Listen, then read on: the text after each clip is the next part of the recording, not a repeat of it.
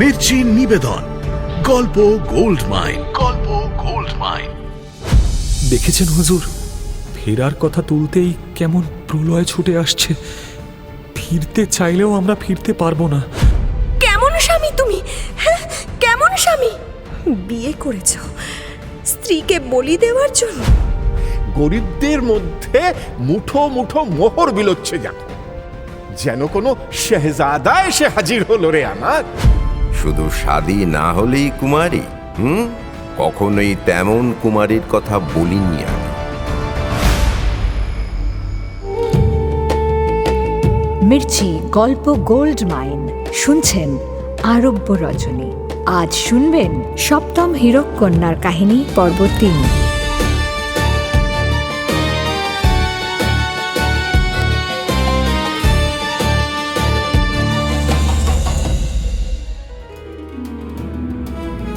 অষ্টাদশ পর্বে সুলতান জাইন চলেছিল সপ্তম হীরক কন্যা উদ্ধারে।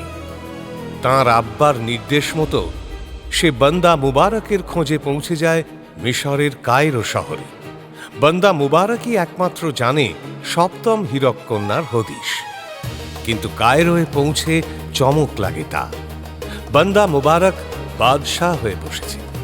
তবে বাদশাহ মুবারক সুলতান জাইনের কাছে নিজেকে বান্দা রূপেই পেশ করে। সুলতান জাইনের নির্দেশে সে তাকে নিয়ে চলে সপ্তম হীরক কন্যার ঠিকানায়। পথে সাবধান করে মুবারক। হুজুর, দয়া করে আমাকে ভুল বুঝবেন না। আমি মন থেকে চাই আপনি হীরক কন্যা উদ্ধার করুন। আরো বেশি চাই, কারণ এ আমার মালিকের আদেশ। আপনাকে ওই হীরক কন্যা পাইয়ে দিতে হবে আমায়, এবং সহি সালামত পাইয়ে দিতে হবে। নইলে যে আমার মুক্তি নেই হুজুর। কিন্তু হুজুর, আমি আপনার কাছ থেকে এমন কিছু আশা করি না যার জন্য আমাদের এই অভিযান পণ্ড হয়ে যাক। তাতে আপনারও মৃত্যু, আমারও মৃত্যু। আমাদের দুজনের জীবন মৃত্যু সেই দিন একই সুতোয় বাঁধা হয়ে গেছে যেদিন আমি প্রথম এখানে আসি মালিকের সঙ্গে। সেই সুতোর বাঁধন ছিঁড়ে ফেলাই এখন আমার জীবনের একমাত্র মাকসাদ হুজুর। সেই সুতোর বাঁধন কি করে ছিঁড়বে মুবারক? জাদুবিদ্যা জানা মুবারক সপ্তম হীরক কন্যার লোভ দেখিয়ে সুলতান জাইনকে টেনে নিয়ে গেছে সমুদ্রের মাঝে ত্রিভুজ দ্বীপে। রহস্যে ঘেরা সেই দ্বীপের ধারে কাছে কোনো জাহাজ এলে হারিয়ে যায়, আর খুঁজে পাওয়া যায় না সে জাহাজ। সেই দ্বীপে সুলতান জাইন পা রাখতেই কেঁপে ওঠে দ্বীপ। কিসের সংকেত সেটা? বান্দা মুবারক তো বলে, আপনি যদি ন্যায্য দাবিদার না হতেন তাহলে কি দ্বীপ এমনভাবে কেঁপে উঠত হুজুর? এমনকি আপনি এই পর্যন্ত আসতেও পারতেন না। তার আগেই আমাদের ডিঙা দরিয়ায় ডুবে যেত। সত্যি নাকি মিথ্যে কথা? আসলে সেটা বান্দা মুবারকের ছক। দ্বীপ কেঁপে ওঠার পেছনে আছে অন্য রহস্য। সুলতান জাইনকে কি হত্যা করতে চায় বান্দা মুবারক?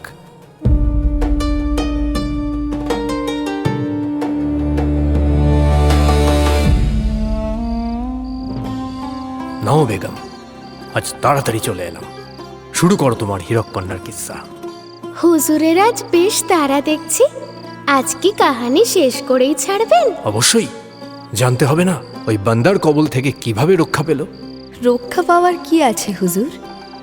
আপনি কি ভাবছেন বান্দা মুবারক সুলতান জাইনকে হত্যা করতে চায়? আলবাত। দেখো বেগম, আজকের দিনে একজন বান্দা বাদশাহ হয়ে বসেছে।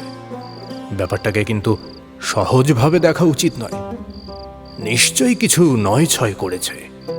সুতরাং সম্পত্তির লোভে যে সে সুলতান জাইনকে খুন করতে চায় সেটা পরিষ্কার। আর তাই সে সুলতান জাইনকে ওখানে ওই দ্বীপের মধ্যে নিয়ে হাজির করেছে।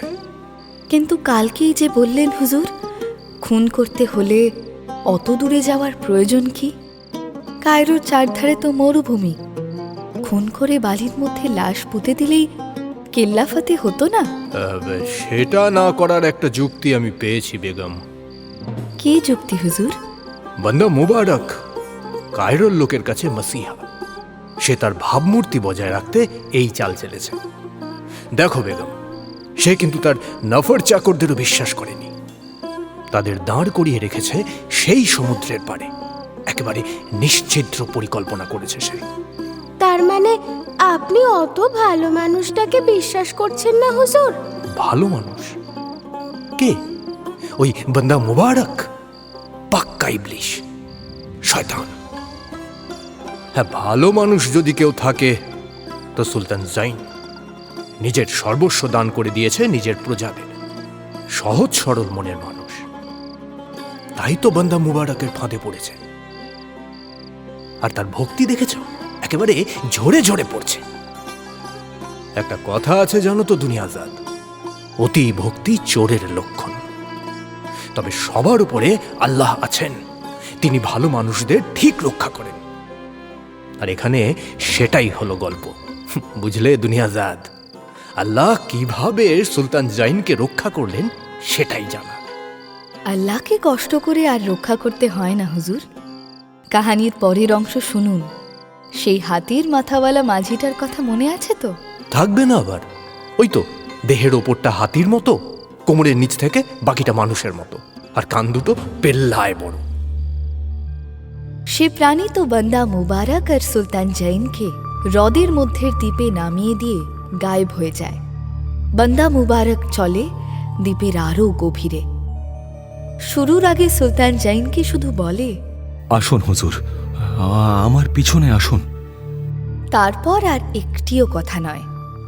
কেমন যেন গম্ভীর হয়ে যায় বান্দা মুবারক। সুলতান জাইনও বান্দা মুবারকের নির্দেশ মতো তার পিছন ধরে।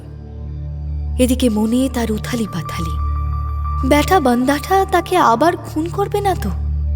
সেই বস্ত্র থেকে বেরোনোর সময় সঙ্গে করে নিজের ছুরিটা পর্যন্ত নেয়নি সুলতান জাইন। ভাবতেই পারেনি যে সেটা কাজে লাগতে পারে। সঙ্গে হাতিয়ার বলতে কিছুই নেই তার। ওদিকে মুবারক তো এমনিই জাদু জানে, তাছাড়া তার জেবের মধ্যে আবার জাদু কিতাব। আর কি আছে ওর জেবের মধ্যে কে জানে? ছুরি থাকতে পারে, বিষ থাকতে পারে, আরও হাজার মানুষ মারার কল থাকতে পারে। একবার যদি তার কিছু একটা বের করে সুলতানের দিকে ধেয়ে আসে বান্দা, তাহলে আর রক্ষে নেই। সুলতান জাইনকে বেঘরে প্রাণ হারাতে হবে। সুতরাং সুলতান জাইন মনে মনে নিজের মৃত্যুর জন্য প্রস্তুত হতে থাকে। মনে মনে ভাবে সুলতান, ইয়া আল্লাহ, এ কোন জায়গায় এনে ফেললে আমায়? কোন জায়গায় লিখলে আমার মত? মরার পরে আব্বার কবরের পাশে 3 হাত জমিও কি জুটবে না আমার ভাগ্যে? কথাটা মনে হতেই বুকের ভিতরটা ব্যথায় মোচড় দিয়ে ওঠে জাইনের। আকাশ পাতাল অনেক ভেবে বান্দা মুবারককে সে ডেকে বলে, মুবারক। বান্দা মুবারক সুলতানের ডাকে বিদ্যুৎ বেগে ঘুরে দাঁড়িয়ে বলে, জি হুজুর। অমন বুড়ো একটা লোককে অত দ্রুত ঘুরতে দেখে সুলতান জাইন ভ্যাবাচাকা খেয়ে যায়। গলা দিয়ে আর স্বর বেরোতে চায় না। কিছু বলবেন হুজুর? আপনার কি শরীর খারাপ লাগছে? শরীর কেন? শরীর খারাপ লাগবে কেন? আমার শরীরে কি বিষ ঢুকেছে? বিষ? কিন্তু বিষ কি করে ঢুকলো? হুজুর, এখানে বিষ কোথায়? সেটাই তো আমি জানতে চাইছি। মাফ করবেন হুজুর, আপনি কি বলছেন আমি সত্যি বুঝতে পারছি না। যদি দয়া করে খোলসা করে বলতেন। আমিও তো বুঝতে পারছি না। কি হুজুর, কি বুঝতে পারছেন না? বলছি আমার লাশটা কি এখানেই ফেলে দিয়ে যাবে? আমার যে বড় শখ আমার আব্বার পাশে কবরে শোয়ার। লাশ, কবর? হুজুর, আপনি সব... আচ্ছা, আপনার কি মস্তিষ্কে কোনো গন্ডগোল হলো নাকি? কিন্তু এখানে তো তেমন হওয়ার কথা নয়। তাহলে? মুবারক চিন্তিত হয়ে জেব থেকে সঙ্গে আনা কিতাবটা বের করে খোলে। তাই দেখে চিৎকার করে ওঠে সুলতান জাইন। দাও দাও মুবারক, ওভাবে মেরো না আমায়। তোমার কি চাই বলো, আমি এমনিই দিয়ে দেবো। আর কষ্ট করতে হবে না তোমায়, তাহলে আমি কষ্ট পাবো। মুবারক হতবুদ্ধি হয়ে তাকিয়ে থাকে সুলতানের দিকে। ধীরে ধীরে বদলে যায় মুবারকের মুখ। বলিরেখা ভরা বৃদ্ধ কুঞ্চিত মুখ শক্ত হয়ে ওঠে। কেটে কেটে সে সুলতান জাইনকে বলে, আপনাকে আমি অনুরোধ করছি হুজুর, দয়া করে ভয় পাবেন না। ভয় পেলে আমাদের উদ্দেশ্য সফল হবে না হুজুর। কি উদ্দেশ্য? সুলতান জাইনের প্রশ্ন শুনে আরো বিরক্ত হয়ে ওঠে বৃদ্ধ বান্দা মুবারক। সেই বিরক্তি ফুটে ওঠে তার চোখে মুখে। তার বিরক্ত মুখ সুলতানের ভয় আরো বাড়িয়ে তোলে। সুলতান জাইন নিজের মৃত্যুকে বান্দা মুবারকের চোখের তারায় যেন স্পষ্ট দেখতে পায়। কেঁদে ফেলে জোর হাতে প্রার্থনা করে সুলতান জাইন, দোহাই দোহাই মুবারক, ক্ষমা করে দাও আমায়। আমি লোভ করে ভুল করেছি। আমার চাই না হীরককন্যা। আমাকে ছেড়ে দাও, আমাকে মেরো না। সুলতান জাইনের কাতর অনুরোধ ছাপিয়ে যায় বিদ্যুতের শব্দ। চমকে ওঠে সুলতান জাইন, চমকে ওঠে বান্দা মুবারকও। একবার চকিতে আকাশের দিকে চায়, মেঘ জমা হচ্ছে সেখানে। বান্দা বোঝে বিপদ উপস্থিত। ছুটে এসে চেপে ধরে সুলতানের হাত। কাতর প্রার্থনা করে বান্দা, হুজুর শান্ত হন, আপনি শান্ত হন দয়া করে। দোহাই আপনার, আপনি ভয় পাবেন না। ওই দেখুন, আকাশে মেঘ জমা হচ্ছে, বিদ্যুৎ চমকাচ্ছে। ওই বুড়ো নিশ্চয়ই বুঝতে পেরেছে যে আপনি ভয় পেয়েছেন। আর ভীতুর কোনো স্থান নেই এই দ্বীপে। ভয় পেলেই সে আপনাকে মেরে ফেলবে হুজুর, আর আমাকেও রেয়াত করবে না। তাই বলছি, দয়া করে শান্ত হন হুজুর। ঠিক তখনই কড়কড় করে বজ্রপাত হয় একদম তাদের সামনে। অল্পের জন্য দুজনে রক্ষা পায়। বজ্রের তীব্র আলোয় ঝলসে ওঠে সুলতানের চোখ। সে পাথরের মূর্তির মতো স্থির হয়ে দাঁড়িয়ে থাকে। বৃদ্ধ বান্দা তাকে জড়িয়ে ধরে বজ্রের নাগাল থেকে রক্ষা পাওয়ার বৃথা চেষ্টায়। সুলতানকে জড়িয়ে দাঁড়িয়ে থাকে বান্দা। বৃষ্টি নামে অঝরে। এভাবেই কেটে যায় অনেকক্ষণ। সম্বিত ফিরতে সময় লাগে সুলতানের। সুলতান ডাকেন বাবাকে। মুবারক, আলিঙ্গন থেকে সুলতানকে মুক্ত করে দু পা দূরে সরে কুর্নিশ করে বান্দা বলে, হুকুম করুন হুজুর। তুমি আমায় জড়িয়ে ধরলে কেন? গুস্তাখি মাফ করবেন হুজুর, কিন্তু এই বজ্রের হাত থেকে আপনাকে রক্ষা করার আর কোনো উপায় যে আমার জানা ছিল না। তুমি আমায় এত ভালোবাসো মুবারক? হুজুর, নিজের জানের চেয়েও বেশি। বান্দাকে এবার জড়িয়ে ধরে সুলতান। বৃষ্টি থামে। আকাশ আবার পরিষ্কার হয়। রোদ ঝলমল করে ওঠে। সদ্য বৃষ্টিতে ভিজে দ্বীপটাও যেন আরো সুন্দর হয়ে ওঠে, ঠিক যেন সদ্য স্নান সারা কোনো কিশোরী। সুলতান জাইন বান্দাকে আলিঙ্গন মুক্ত করে দৃঢ় কণ্ঠে বলে, মুবারক, চলো। জো হুকুম হুজুর। আমরা এসে পড়েছি হুজুর। ওই দেখুন, ওই যে হীরককন্যার প্রাসাদ। সুলতান জাইন মুখ তুলে চায়। সামনে দাঁড়ানো সাদা প্রাসাদটার রূপে মুগ্ধ হয়ে যায় সুলতান। এত সুন্দর প্রাসাদ সে জীবনে দেখেনি। নিখুঁত কারুকার্যে ভরা অপরূপ ইমারত, যেন জান্নাতের কোনো শিল্পীর বড় যত্নে তৈরি। সুলতান বান্দাকে ছেড়ে দু পা এগিয়ে স্তব্ধ হয়ে দাঁড়ায়। দৃষ্টি ফেরাতে পারে না। বান্দা পিছনে এসে মৃদু স্বরে ডাকে, হুজুর, ওই প্রাসাদেই আছে সপ্তম হীরককন্যা ও তার হেফাজতকারী সেই বৃদ্ধ। তাহলে আমরা দেরি করছি কেন? চলো। তার যে ইজাজত নেই হুজুর, আমাদের এখানেই অপেক্ষা করতে হবে। আসুন হুজুর, আগে এই ফেটটিটা আমার মতো করে আপনি কোমরে বেঁধে নিন। মুবারক তার জেব থেকে দুটো ফেটটি বার করে। একটা সুলতান জাইনের হাতে দিয়ে অন্যটা নিজের কোমরে বেঁধে ফেলে। তার দেখা দেখি সুলতান জাইনও ফেটটি বাঁধে কোমরে। মোবারক জেব থেকে দুটো মখমলের আসন বের করে পাশাপাশি পেতে বলে, আসুন হুজুর, আমরা এই আসনে বসি। আপনি আমার মতো করে বসুন। হ্যাঁ, এইভাবে। বান্দা মুবারক নামাজ পড়ার মতো করে আসনে বসে। তার দেখা দেখি সুলতান জাইনও পাশের খালি আসনটায় বসে। জেব থেকে সেই পুরনো কিতাবটা বের করে পাতা উল্টাতে উল্টাতে বান্দা মুবারক সুলতান জাইনকে বলে, হুজুর, এবার আমি কলমা পড়া শুরু করব। দেখবেন আমি পড়া শুরু করার পরেই তিনি আসবেন। তিনি? ওই যে হীরককন্যার হেফাজতকারী সেই বৃদ্ধ। তিনি কি আমাদের ভেতরে নিয়ে যাবেন? ঠিক জানি না হুজুর, আসলে সবই তার ইচ্ছা। আপনার আব্বার সঙ্গে আমি মোট 6 বার এখানে এসেছি, তার মধ্যে 4 বার যা হওয়ার সব এখানে বসেই হয়েছে। বাকি 2 বার তিনি আপনার আব্বাকে ডেকে নিয়ে গেছেন ভিতরে, আমি বাইরেই থেকেছি। সুতরাং তিনি কি করবেন বা না করবেন সে ব্যাপারে আমি কিছুই বলতে পারবো না হুজুর, আর আন্দাজও করতে পারছি না।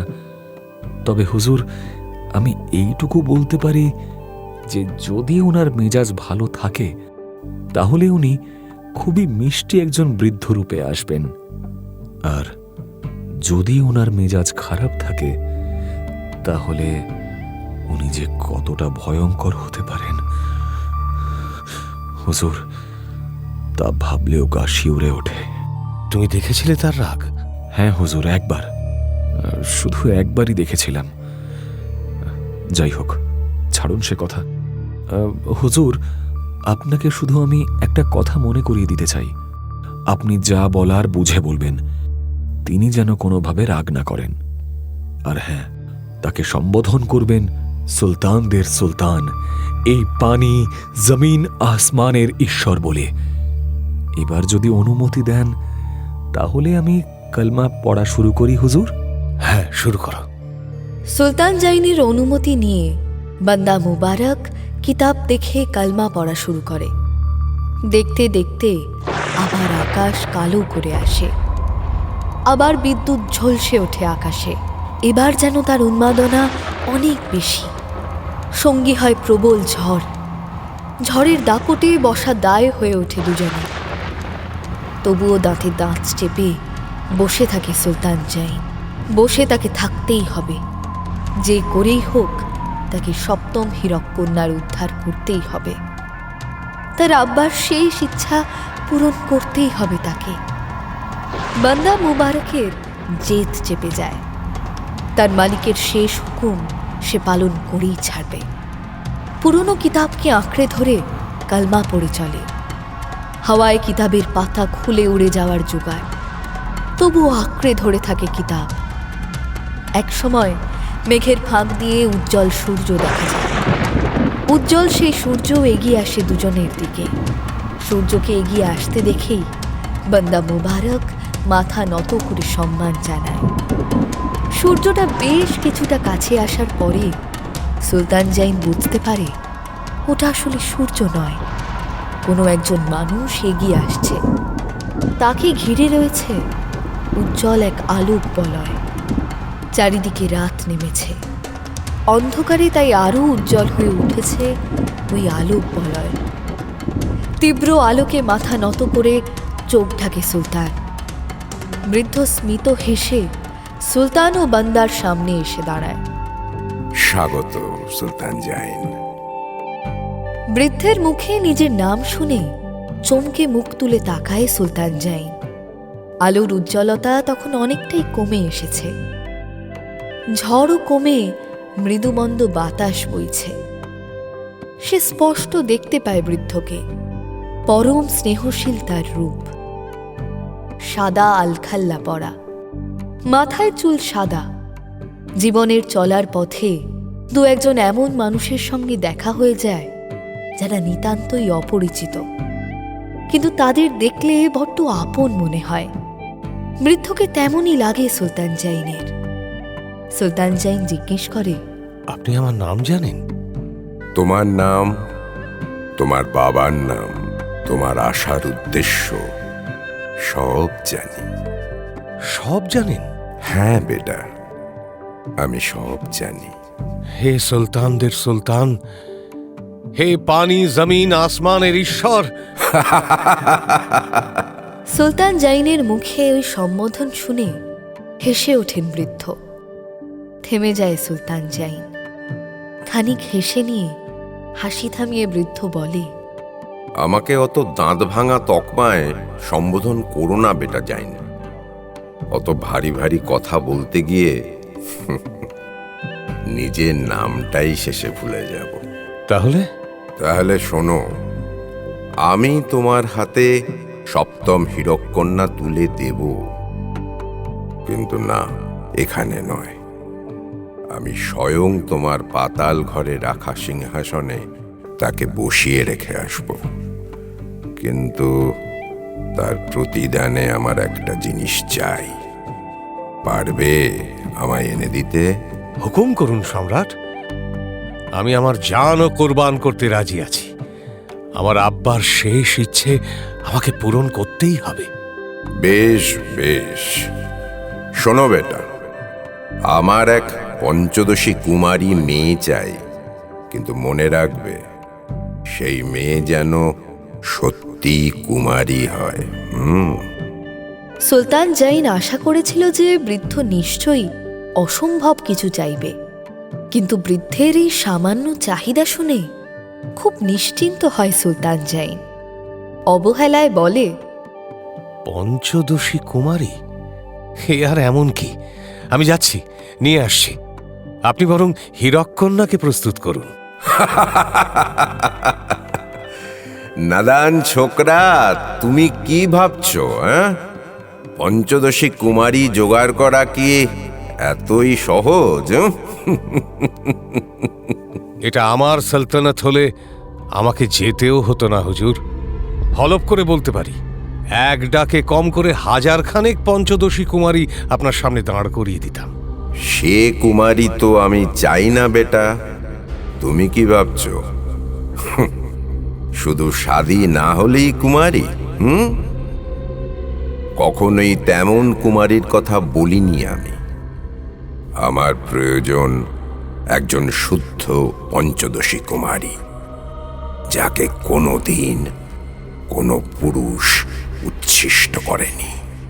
মানে আপনি কি বলতে চাইছেন যে আমার সালতানাতে পঞ্চদশী অবিবাহিতা কুমারী যারা আছে তাদের চরিত্র খারাপ?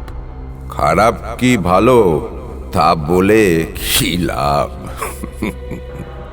বিশ্বাস করবে না তুমি, শুধু কথার পিঠে কথা বাড়বে। তার চেয়ে বরং আমি একটা জিনিস দিই। বৃদ্ধ আসমানের দিকে হাত তুলে ধরতেই হাতের ওপর আলো ঝলসে ওঠে। বৃদ্ধ হাত নামিয়ে এনে এগিয়ে ধরে সুলতান জাইনের সামনে। সুলতান জাইন দেখে একটা আয়না বৃদ্ধর হাতে। সুলতান জাইন 2 হাতে বৃদ্ধের হাতের আয়নাটা গ্রহণ করে। বৃদ্ধ বলে, এই আয়না সাধারণ আয়না নয়। এই আয়নায় কোনো মেয়ের প্রতিবিম্ব যদি স্পষ্ট প্রতিফলিত হয়, তাহলে বুঝবে সে শুদ্ধ কুমারী। আর যদি অস্পষ্ট হয়, তাহলে বুঝবে ব্যভিচারিণী। তেমন কন্যা আমার চাই না সুলতান জাইন। কায়রোয় ফিরে সুলতান জাইন ও তার বান্দা মুবারক উঠে পড়ে লাগে পঞ্চদশী কুমারীর খোঁজে।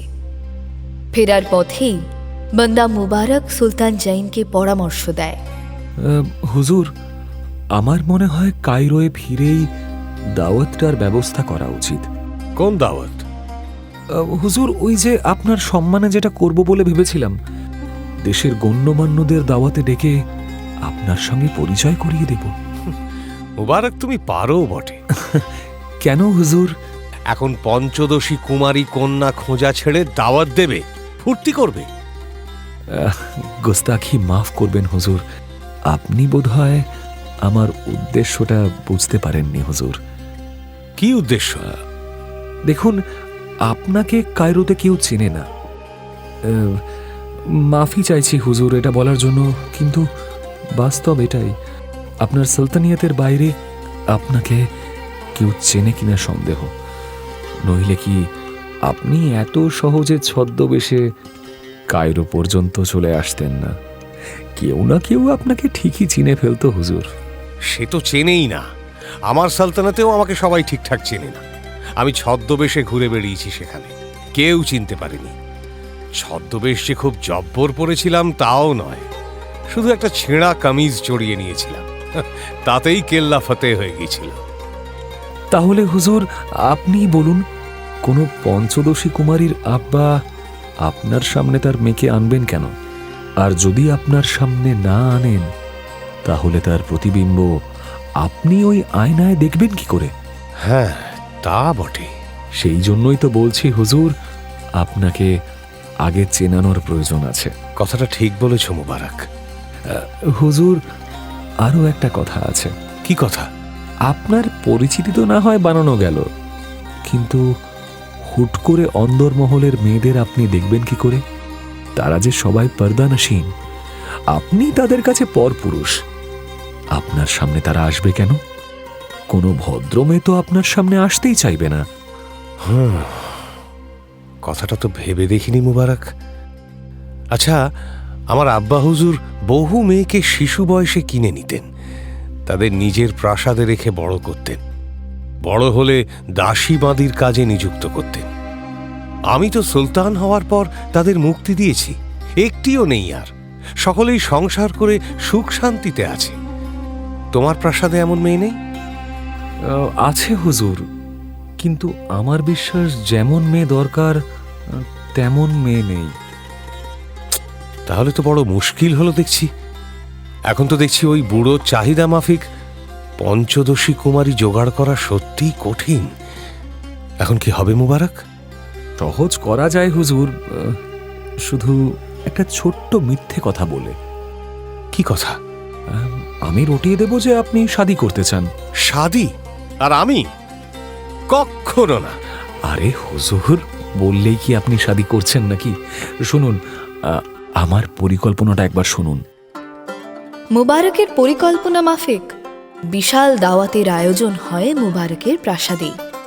শুধু কায়রোই নয়, গোটা দুনিয়ার বিভিন্ন প্রান্ত থেকে বাদশাহ, সুলতান, আমির উমরা থেকে শুরু করে গণ্যমান্য ব্যক্তিদের নিমন্ত্রণ করা হয়। 1 মাস ধরে চলে খানা পিনা, নাচা গানা। সুলতান জাইন সকলের পরিচিত ও প্রিয় পাত্র হয়ে ওঠে। যে খলিফার কাছে সুলতান জাইন শুধুমাত্র নথিভুক্ত এক সুলতান ছিল, মুখও চিনতেন না, সেই খলিফা পর্যন্ত দাওয়াতে এসে সুলতান জাইনের প্রশংসায় পঞ্চমুখ হয়ে ওঠেন। সকলেই জেনে যায় সুলতান জাইন বিয়ে করতে কায়রো এসেছে। তার এক পঞ্চদশী সুন্দরী কুমারী চাই। সুলতানের পছন্দ হলে তৎক্ষণাৎ সে বিয়ে করে নেবে। কিন্তু সুন্দরী কেন? যিনি নিজেকে কুমারী দাবি করছেন, তাকে তো আর মুখের ওপর ব্যভিচারিণী বলে বাতিল করা যায় না। তার চেয়ে পছন্দ হয়নি বললে ব্যাপারটা অনেক লঘু হয়ে যায়। আর সুন্দরী শর্তটা ওই পছন্দ হয়নি কথাটা বলার সুযোগ করে দেওয়ার জন্যই। কে জানে কার মধ্যে কে সৌন্দর্য খুঁজে পায়। আবার বিপরীতে কোনো সুন্দরী তো সকলের চোখে সুন্দরী হতে পারে না। এও এক মোক্ষম কূটনৈতিক চাল মুবারকের, কিন্তু বেকার। কারণ দাওয়াত মিটতেই কুমারী পঞ্চদশীদের ঢল নামে মুবারকের প্রাসাদে।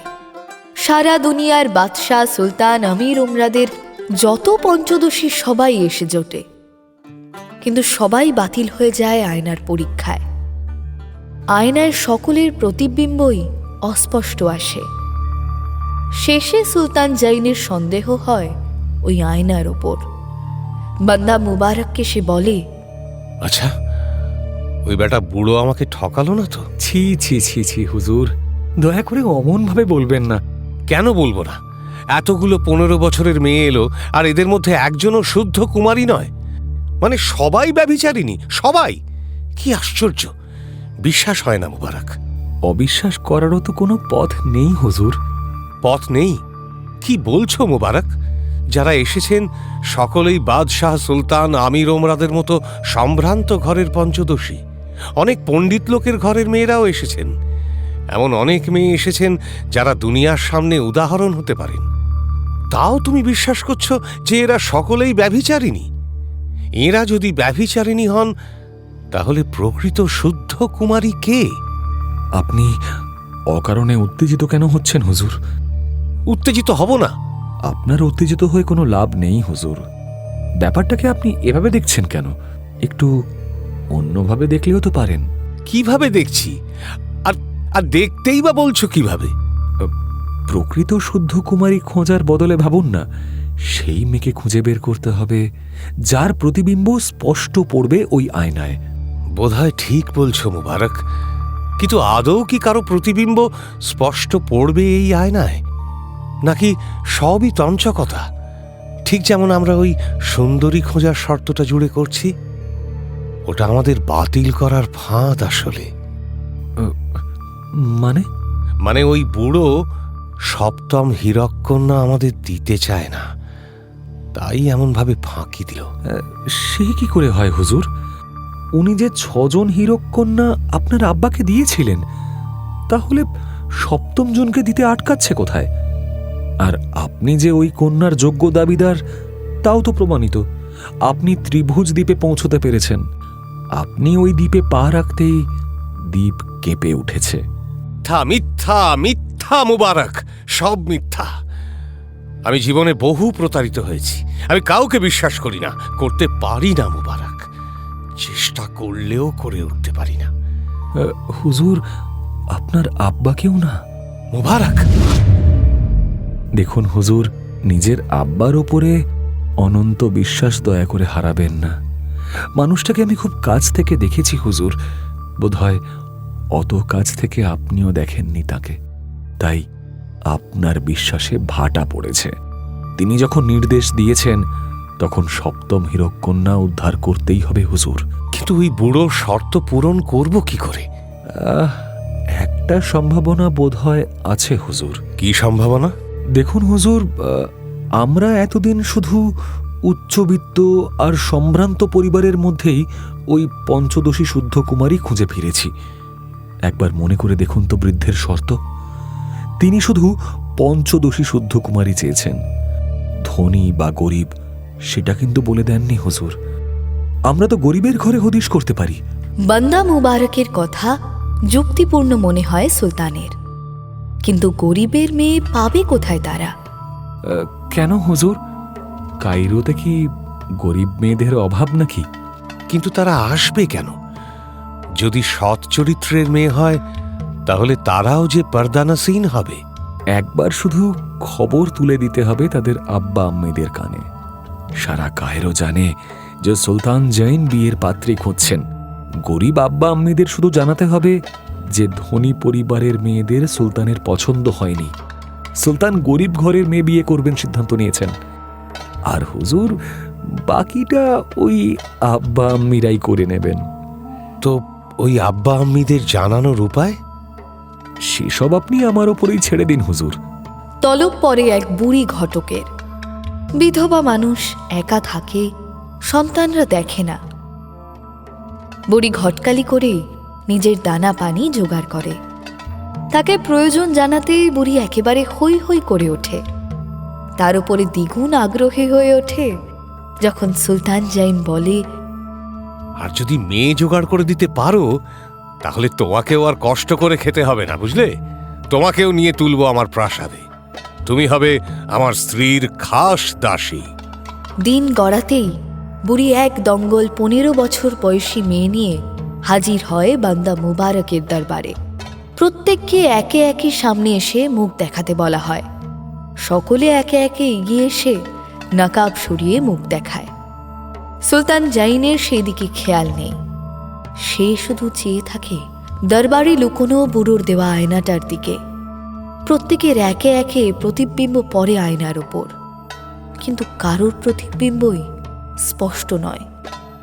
অগত্যা সকলে বিদায় হয়ে যায়, কিন্তু বুড়িকে সহজে বিদায় দেওয়া যায় না। সে খুঁটিয়ে খুঁটিয়ে নানা প্রশ্ন করতে থাকে। সুলতান জাইনের পছন্দ অপছন্দ বুঝে নিতে চায় সে।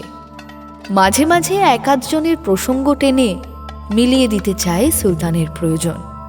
অবশেষে যাওয়ার সময় বলে যায় সে আবার আসবে। এবার আরও নতুন নতুন মেয়ে নিয়ে আসবে, এমন মেয়ে আনবে যে সুলতান পছন্দ না করে পারবে না। বুড়িকে বিদায় দিয়ে সুলতান জাইন বান্দা মুবারককে বলে, এভাবে হবে না মুবারক, অন্য কোনো রাস্তা দেখতে হবে, এভাবে পাওয়া যাবে না। অন্য আর কি রাস্তা আছে হুজুর? আমি ভাবছি পথে নামলে কেমন হয়, মানে আমরা যদি নিজেরাই ঘুরে ঘুরে দেখি। কিন্তু তাতে কি কোনো লাভ হবে? কারণ এরা যে সকলেই পর্দানসীন, লোকচক্ষুর অন্তরালে থাকে। পথে ঘাটে এদের দেখা পাওয়া যাবে না হুজুর, আর দেখা পেলেও মুখ ঢাকা থাকবে না কাবে। হলেও প্রয়োজনে এমন কিছু ফোন দিয়ে আঁটতে হবে যাতে লোকের অন্দরমহল পর্যন্ত পৌঁছে যাওয়া যায়। এভাবে বাড়ি বসে আয়েশ করে কিচ্ছু হবে না। তাহলে চলুন হুজুর, বেরিয়ে পড়ি আমরা। তাই চলো, সকাল হলেই দুজনে কায়রোর পথে পথে সন্ধান শুরু করবো না হয়। সঙ্গে আয়নাটাও রাখতে হবে, কিন্তু লুকিয়ে। আমার মতে কায়রোতে খুঁজে কোনো লাভ নেই হুজুর। কেন? কায়রোতে কি শুদ্ধ কুমারীর অভাব? তা শুধু কায়রোতে কেন হুজুর, যা দেখছি পঞ্চদশী শুদ্ধ কুমারীর অভাব গোটা দুনিয়া জুড়ে। আমাদের যাওয়া উচিত সেই জায়গায় যেখানের আইন খুব কঠোর, যেখানে মানুষ অপরাধ করতে ভয় পায়। কেন? একমাত্র তেমন দেশেই সংখ্যায় কম দুষ্ট লোক বাস করে হুজুর। একটা কথা তো মানবেন, যৌবনের জ্বালায় দগ্ধ অবিবাহিত এই 15 বছরের বাচ্চা বাচ্চা মেয়েগুলোকে দুষ্ট লোকেই নষ্ট করে। সে কিশোর, যুবক, বৃদ্ধ যাই হোক না কেন, তারা না থাকলে এদের সর্বনাশ করবে কে? আর শাসন যেখানে কঠোর, সেখানে দুষ্ট লোক থাকার সম্ভাবনা কম হুজুর, মানে থাকলেও সংখ্যায় অনেক কম। সুতরাং হুজুর, সেখানেই অবিবাহিত শুদ্ধ কুমারী খুঁজে পাওয়ার সম্ভাবনা সব থেকে বেশি। ঠিক বলেছ মুবারক। তাহলে তো খোদ খলিফার দেশে যেতে হয়। একমাত্র বাগদাদি খলিফা হারুন আল রশিদের শাসনে অপরাধ মুক্ত। সেখানে যারা বাস করেন তারা প্রত্যেকেই ধার্মিক। যতদূর জানি হুজুর, অপরাধ হয়, কিন্তু তুলনায় অনেক কম। কারণ অপরাধ করে কেউ পার পায় না, সবাইকে শাস্তি পেতে হয়। ফলে অপরাধ করার প্রবণতাও কম এবং অপরাধীও কম। সুতরাং আমাদের মনের মতো মেয়ে খোঁজার একটা ভালো জায়গা হচ্ছে বাগদাদ। তাহলে চলো বেরিয়ে পড়ি খলিফার দেশের উদ্দেশ্যে। সোজা গিয়ে খলিফার সামনেই হাজির হই। না হুজুর, খলিফার সামনে হাজির হয়ে কোনো লাভ হবে না। আমরা তো আর ধনী ঘরের মেয়ে খুঁজতে যাচ্ছি না, আমরা যাচ্ছি গরিবের ঘরের মেয়ে খুঁজতে। আমাদের বরং সাধারণ মানুষের মধ্যেই একটা ঠিকানা খুঁজে নেওয়া ঠিক হবে। তারপর প্রয়োজন পড়লে খলিফার সাহায্য তো নেওয়াই যেতে পারে হুজুর। সুতরাং বান্দা মুবারক ও সুলতান জাইন মামুলি এক সওদাগরি জাহাজে করে পৌঁছায় বাগদাদে। যদিও পুরোটাই ভেক, ওই জাহাজ আসলে বান্দা মুবারকের, এবং ওতে নাবিক থেকে শুরু করে সওদাগর সকলেই আসলে মুবারকের খাস দরবারি নফর, চাকর, সিপাহী ইত্যাদি। সকলেই ছদ্মবেশে নানা রূপে।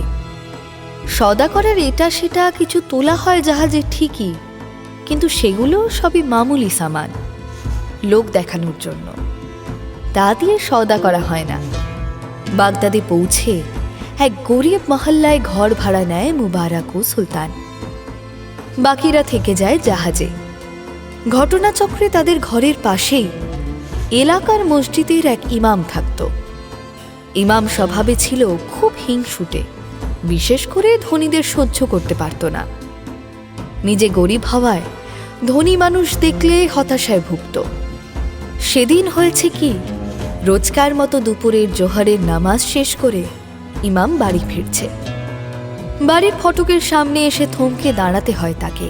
দেখে পাশের বাড়ির ভাড়াটে ছোকরা মুঠো মুঠো মোহর বিলোচ্ছে গরিবদের মধ্যে, আর গরিবগুলো সব হামলে পড়েছে লোভে।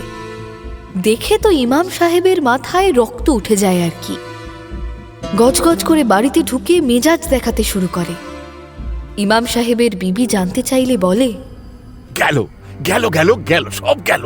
বুঝলে বিবিজান, সমাজটা একেবারে জাহান্নামে গেল। কেন, কি হলো আবার হুজুর? হওয়ার আর কি বাকি রইল তাই জিজ্ঞেসে করো না। আরে ওই যে পাশের বাড়ির ছোকরা ভাড়াটে, দেখেছো তাকে? হায় আল্লাহ, আমি কেন পরপুরুষকে দেখতে যাব হুজুর? ভালো করেছো দেখোনি, এমন লড়কাকে দেখাও গুনাহ। বেটা থাকে ভাড়া বাড়িতে, গরিবদের মধ্যে মুঠো মুঠো মোহর বিলোচ্ছে দেখো, যেন কোনো শেহজাদা এসে হাজির হলো রে আমার।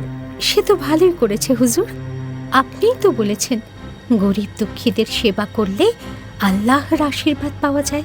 সেবা করলে সর্বনাশ করলে না। আরে এটা কি সেবা হচ্ছে? হ্যাঁ, সর্বনাশ, সর্বনাশ হচ্ছে, সর্বনাশ হচ্ছে। গরিবগুলোর লোভ বাড়িয়ে দিচ্ছে। আর এরপর যখন ওই বেটারা মোহর পাবে না, তখন তখন ডাকাতি করবে। দেখে নিও ওই বেটা ভাড়াটে ছোকরার বাড়িতেই ডাকাতি করবে প্রথমে। ছেড়ে দিন হুজুর, ওসব নিয়ে মাথা ঘামিয়ে আর কি হবে? তার চেয়ে বরং আপনি হাত মুখ ধুয়ে আসুন, আমি খানা লাগাই। ছেড়ে দেওয়ার পাত্র ইমাম নয়, সেদিনও ছেড়ে দেওয়ার ইচ্ছে ছিল না তার মোটেই।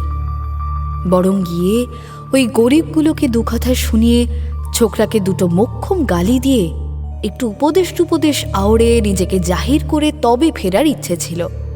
নেহাত খিদেটা বেশ জমিয়ে পেয়েছিল বলে যখন ইমাম নামাজে গিয়েছিল তখন দেখেছিল তার বিবি দুম্বার সুরুয়া রাঁধছে। সুরুয়াটা তার বিবির রাধে খাসা। যেদিন সুরুয়া রান্না হয় ইমাম সাহেবের গোটা 5 রুটি বেশি লাগে। সেদিনও ওই সুরুয়ার টানে সোজা বাড়ি চলে আসে ইমাম। সময় নষ্ট না করে ঘরে ঢোকে, কিন্তু ভুলটা বোঝে খাওয়া দাওয়ার পরে।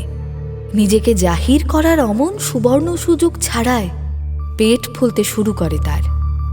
বিকেলের আসরের নামাজ শেষ করেই পড়শি ভাড়াটে ছোকরাকে নিয়ে ঘোঁট পাকাতে শুরু করে। একে ওকে পুছতাছ করে শেষে বলে, না, ছোকরা তো দেখছি বেশ সন্দেহজনক, একে তো ছাড়লে চলবে না।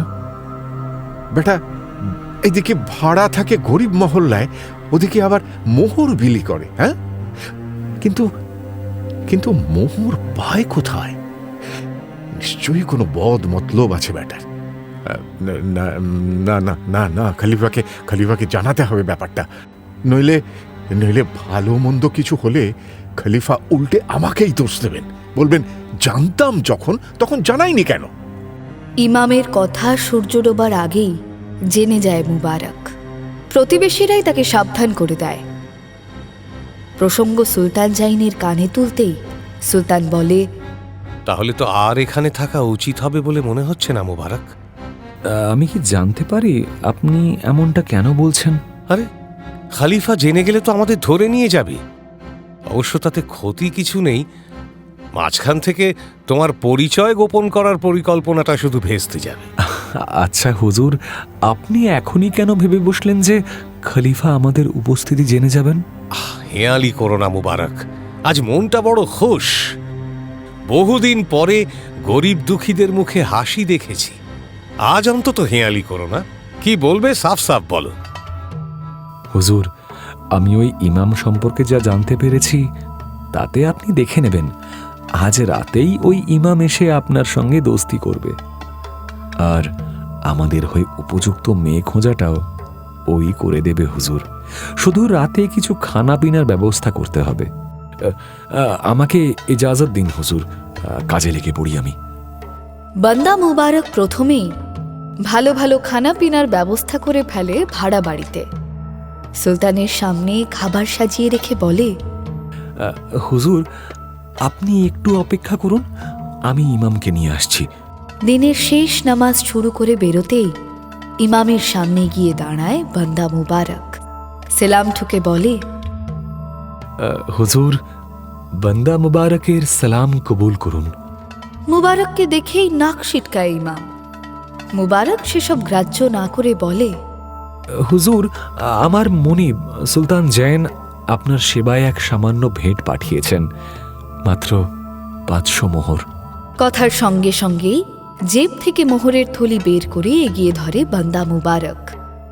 মোহরের নাম শুনে চোখ চকচক করে ওঠে ইমামের, আর চোখে ইমামের মুখখানা দেখতে দেখতে মাথা নিচু করে বান্দা মুবারক বলে, আসলে হুজুর, আমার মালিক আপনার দর্শন প্রার্থী।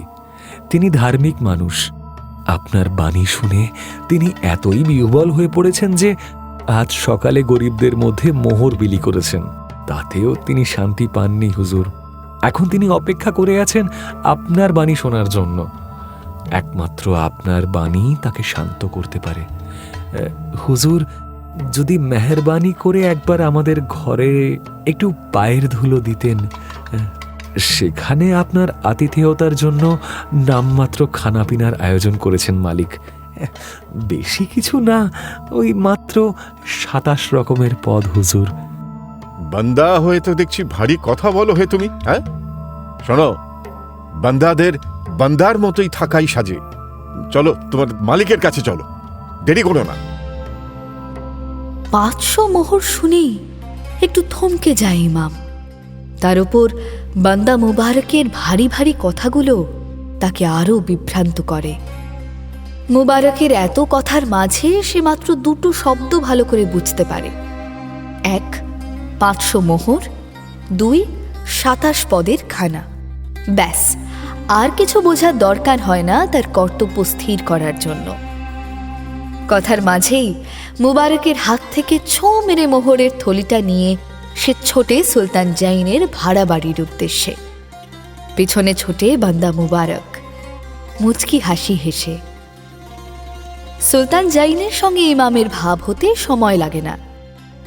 হাসি ঠাট্টার মাঝে মুবারকের দিকে চোখ পড়ে সুলতানের। মুবারক চোখের ইশারায় কিছু বলে সুলতানকে। সুলতানও ইশারা বুঝে আসল কথাটা তোলে। আপনি সজ্জন মানুষ। আমার আসল পরিচয় আপনাকে জানিয়েছি নির্দ্বিধায়। তবে একটা অনুরোধ, আপনি দয়া করে আমার আসল পরিচয়টা 5 কান করবেন না। তাতে আমার এখানে আসার উদ্দেশ্য বিঘ্নিত হবে। কি উদ্দেশ্য সুলতান? আমি কি জানতে পারি? অবশ্যই পারেন। আসলে আমি শুনেছি বাগদাদের মেয়েরা নাকি খুব ধার্মিক হয়। আমি নিজে ধার্মিক, এখনো বিয়ে শাদী করিনি। আমি বাগদাদের একজন ধার্মিক মেয়েকে বিয়ে করতে চাই। বলেন কি? এই তাহলে তো খলিফা এই হারুন আল রশিদকে খবর পাঠাতেই হবে। না না না না, আপনি যা ভাবছেন তা একদম নয়। আমি কোনো ধনী মেয়েকে বিয়ে করতে এখানে আসিনি। ধনীর মেয়েকে বিয়ে করতে হলে আমার এখানে আসার দরকারও ছিল না। অনেক সম্বন্ধই এসেছিল, আমি সব বাতিল করে দিয়েছি। আমি আসলে শাদী করে কোনো গরিব আব্বাকে উদ্ধার করতে চাই। ধনীদের তো আর উদ্ধার করার কিছু নেই। তারা যদি তাদের মেয়েদের বিয়ে না দিয়ে ঘরে বসিয়ে রাখেন, তাহলেও তাদের কিছু যায় আসে না। কি মহান আপনার ইচ্ছা!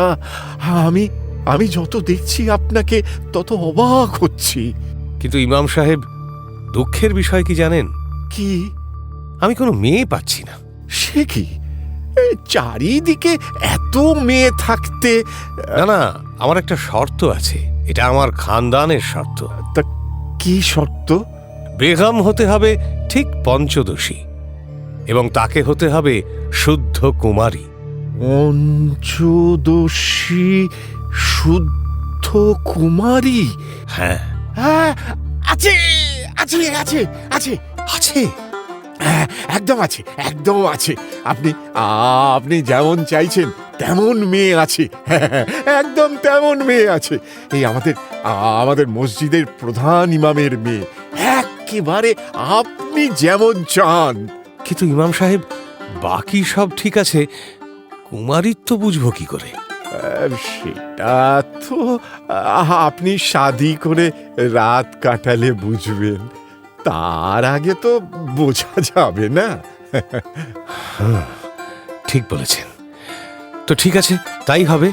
কিন্তু আমাকে একবার দেখাতে পারবেন? মানে আমি মেয়েটাকে একবার চোখের দেখা দেখতে চাই। যদি আমার পছন্দ হয়। তওবা তওবা হুজুর, হুজুর, ওমে পর্দানুসীন। ওদের বাড়ির আচার বিচার খুব কঠিন। আর ওই মেয়ের রূপ আজ পর্যন্ত কোনো পুরুষ চোখেও দেখেনি। মানে আপনিও? সত্যি কথা বলতে কি আমিও দেখিনি হুজুর। কিন্তু শুধু মুখের কথায় নির্ভর করে এত বড় সিদ্ধান্ত কি করে নি ইমাম সাহেব? আবার আপনি বলছেন যখন, তখন বান্দা কিছু বলার অনুমতি চায় হুজুর। আপনার এই বান্দাটা দেখছি বড়ই বাচাল। হতে পারে, তবে মাঝে মাঝে বেশ বুদ্ধিমানের মতো কথা বলে। তা বলো মুবারক, কি বলতে চাও? ছোটি মুহ বড়ি বাত হুজুর। আপনি যদি পানিতে বা আয়নায় তার মুখ দেখেন। খুশিতে লাফিয়ে ওঠে ইমাম।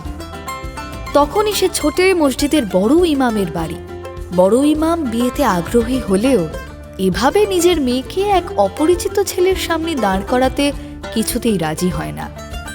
কিন্তু ইমাম প্রায় হাতে পায়ে ধরে শেষে রাজি করিয়ে ফেলে বড় ইমামকে। সে রাতেই আয়না নিয়ে বড় ইমামের বাড়িতে হাজির হয় সুলতান জাইন। সুলতান জাইনের সঙ্গে দু চার কথা বলে বড় ইমামের তাকে পছন্দ হয়। সে নিজের মেয়ে লতিফাকে এনে দাঁড় করায় ঘরে।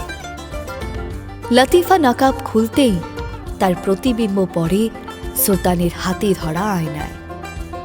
লাফিয়ে ওঠে সুলতান, বাহ, একদম স্পষ্ট প্রতিবিম্ব। তখনই সে বিয়ে করতে রাজি হয়ে যায়। পরদিন সন্ধ্যায় বিয়ে হয় লতিফা ও সুলতান জাইনের।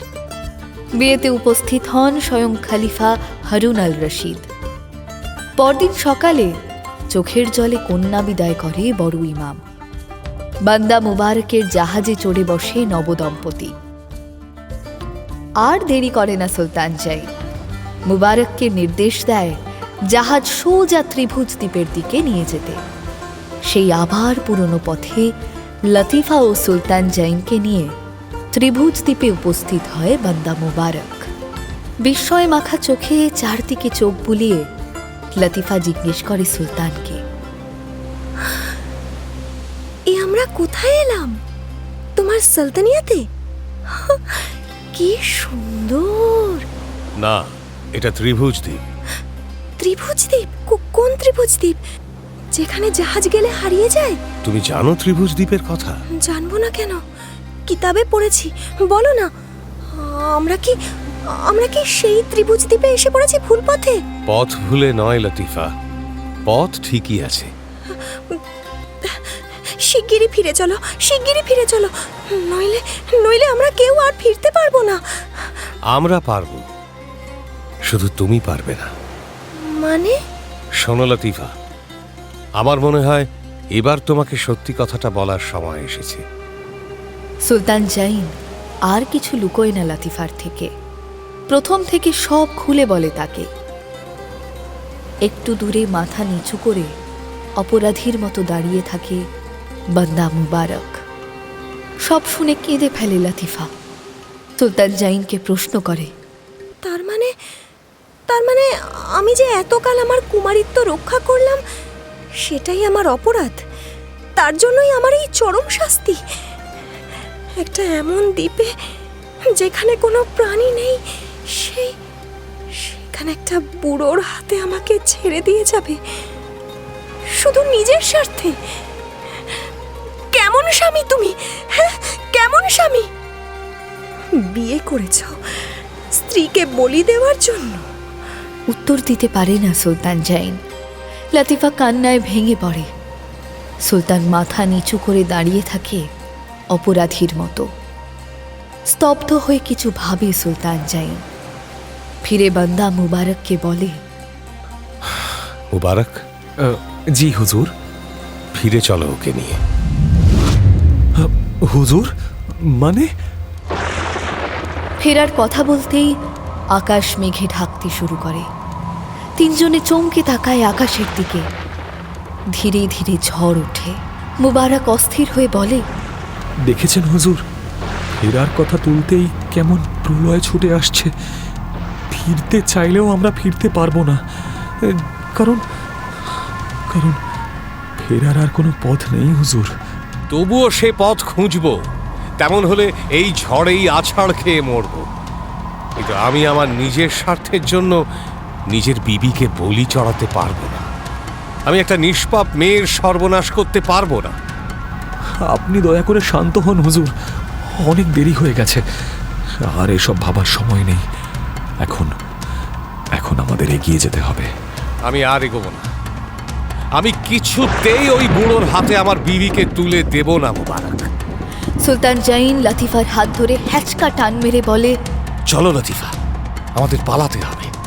চাই না আমার হীরের কন্যা, আমার তোমাকে চাই। সুলতান জাইনের চোখে চোখ রেখে কান্না ভুলে যায় লতিফা। সেও সুলতান জাইনের সঙ্গে ছুটতে শুরু করে। বৃদ্ধ বান্দা মুবারক সুলতান জাইনকে থামাতে এগিয়ে আসে। দুজনের সামনে প্রাচীরের মতো বুক চিতিয়ে দাঁড়ায় বৃদ্ধ বান্দা। দুজনে থমকে দাঁড়ায়। মুবারক বলে, এ কি করছেন হুজুর? একটা মেয়ের জন্য নিজের নিশ্চিত মতকে ডেকে আনছেন আপনি? কি মূল্য আছে একটা মেয়ের জানের? ওদের জন্মই তো হয় পুরুষদের জন্য। ওকে আপনি বিয়ে করেছেন, এখন ওর দায়িত্ব নিজের জান দিয়ে আপনাকে রক্ষা করা। উল্টে আপনার হাত ধরে সরে যাও মুবারক। এক ধাক্কায় বান্দা মুবারককে পথ থেকে সরিয়ে দেয় জাইন। হুজুর, আবার ছুটতে থাকে। তখনই লতিফা হাতটা ছাড়িয়ে নেয় সুলতানের হাত থেকে। বিস্মিত সুলতান ফিরে তাকায় লতিফার দিকে। লতিফার চোখে মুখে অদ্ভুত এক জেদ ঝরে পড়ছে। শক্ত চোয়ালের দাঁতের দাঁত চেপে বিড়বিড় করে লতিফা বলে চলে, আমি যাব না, ফিরবো না। আমি জান দেব, আমি আমার স্বামীকে বাঁচাবো। এই জীবনের কোনো দাম নেই। আমি মরবো, আমি মরবো, আমি মরবো, আমি মরবো। তারপর ভোর হয়ে গেল। ও, ভোর হয়ে গেছে? জি হুজুর। তাহলে আর কি, বাকি গল্পটা আজ রাতের জন্য মুলতবি রাখা হোক। যেমন আপনার হুকুম হুজুর। আচ্ছা, একটা কথা বলো বেগম, বিভ্রান্ত করো না আমায়, ঠিকঠাক বলবে। এই যে জাহাজে করে লতিফাকে সুলতান জাইন এতটা পথ নিয়ে গেল, তাতে আগে থেকে লতিফার কোনো সন্দেহ হয়নি? হ্যাঁ আপা, তারপর তো জাহাজ থেকে ডিঙায়ও চড়ে যেতে হয়েছিল নিশ্চয়ই। লতিফার সঙ্গে যে তার স্বামী ছিল হুজুর, সুলতান জাইন। মেয়েদের বড় ভরসার মানুষ যে তার স্বামীরা, সেই স্বামীরাই যখন এই দেখো, আবার গুলিয়ে দিচ্ছ তো। গুলিয়ে দিচ্ছি না হুজুর, গোস্তাকি মাফ। অপ্রিয় সত্যি কথা বলতে চাই না। লুকিয়ে রেখো না বেগম, আমি তোমার স্বামী। আরে এই তো বললে মেয়েদের বড় ভরসার মানুষ তাদের স্বামীরা। হ্যাঁ হুজুর, যেমন গত 3 বছর ধরে প্রতি রাতে যারা যারা এই ঘরে এসেছে, তাদের ভরসার মানুষ ছিলেন আপনি, মাত্র 1 রাতের জন্য।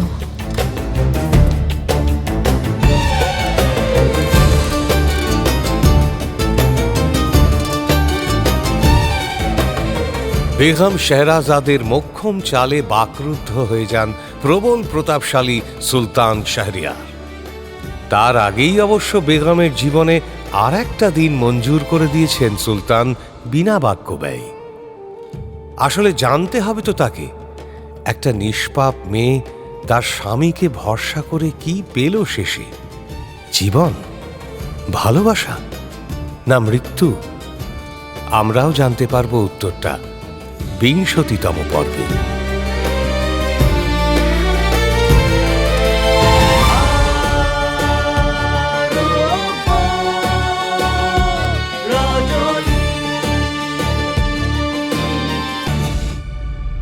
মির্চি গল্প গোল্ড মাইনে শুনলেন আরব্য রজনী। গল্প পাঠে শেখর, শাহরিয়ার, অমিত দে, দুনিয়াজাদ, বর্ণালী দে বর্মন, শেহরাজাদ সাঁজবাতি দাস, সুলতান জৈন শেখর, মুবারক অর্ঘ্যমাল্য মাইতি, ত্রিভুজ দ্বীপের বৃদ্ধ দেবাশিস দত্ত, ইমাম পার্থ রয়, ইমামের বিবি দেবযানী রায়গুপ্ত, লতিফা সঙ্গীতা গাঙ্গুলি। নাট্যরূপ শিবাশিস বন্দ্যোপাধ্যায়, নাট্যরূপ সহায়তা শুদ্ধ সত্য দাশগুপ্ত, শব্দগ্রহণ ও আবহ সত্যজিৎ সেন, শব্দ পরিকল্পনা ও মিশ্রণ সব্যসাচী মুখার্জি, পরিচালনা শাওলি মজুমদার, সৃজনশীল পরিচালনা ইন্দ্রাণী চক্রবর্তী, প্রযোজনা প্যাস্টেল এন্টারটেইনমেন্ট। মির্চি গল্প গোল্ড মাইন আপনার জন্য exclusively Mirchi Bangla YouTube channel এবং গানা অ্যাপে।